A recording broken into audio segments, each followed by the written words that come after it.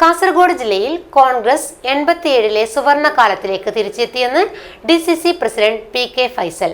Rajmohan Unnithan MP ഉൾപ്പെടെ കോൺഗ്രസ് പ്രവർത്തകർ booth തലം തൊട്ട് ജില്ലാതലം വരെ ഒറ്റക്കെട്ടായി പ്രവർത്തിച്ചതും UDF-ലെ ഘടകകക്ഷികൾ തമ്മിലുള്ള ഏകോപനവും വിജയത്തിന് നിർണായകമായെന്നും PK Faisal.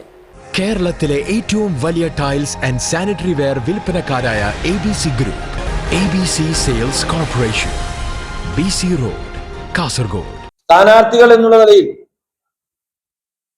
KK മഷ്റഫായാലും കല്ലട്ടർ Mayinhaji സാഹിബായാലും K നീലകണ്ഠനായാലും Shaiji ഓട്ടപ്പള്ളിയായാലും Sandeep വാര്യരായാലും സ്ഥാനാർത്ഥി എന്നുള്ള നിലയിൽ വളരെ മികവുറ്റ പ്രവർത്തനങ്ങൾ ജനങ്ങളുടെ കൂടെ നിർത്തി ജനങ്ങളുടെ സ്വീകാര്യത പിടിച്ചുപറ്റുവാൻ, വോട്ടർമാരുടെ സ്വീകാര്യത പിടിച്ചുപറ്റുവാനും സ്ഥാനാർത്ഥികൾ എന്നുള്ള നിലയിൽ അവർക്ക് സാധിച്ചിട്ടുണ്ട്. അതുകൊണ്ട് തന്നെയാണ് കാഞ്ഞങ്ങാട് UDF തോറ്റാലും ഭൂരിപക്ഷം കുറക്കുവാൻ നമുക്ക് അവിടെ സാധിച്ചത്. ജില്ലയിലെ കോൺഗ്രസിനെ സംബന്ധിച്ച് പറയുമ്പോൾ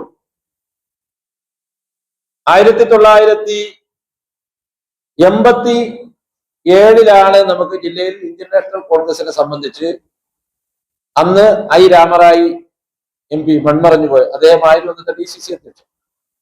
അദ്ദേഹത്തിന്റെ കാലഘട്ടത്തിലാണ് അന്ന് KP ഉൾപ്പെടെ, അതോടൊപ്പം തന്നെ KP കുഞ്ഞിക്കണ്ണൻ അവർ ഉൾപ്പെടെ, മനോഹരൻ മാസ്റ്റർ ഉൾപ്പെടെ കോൺഗ്രസിന്റെ 2 MLA-മാരായി വന്നിട്ടുണ്ട്. സ്വാഭാവികമായും ഇന്ന് ശ്രീ രാജ്മോഹൻ ഉണ്ണിത്താൻ MP അദ്ദേഹം 2 തെരഞ്ഞെടുപ്പിലും വലിയ വോട്ടിൽ വിജയിച്ചു.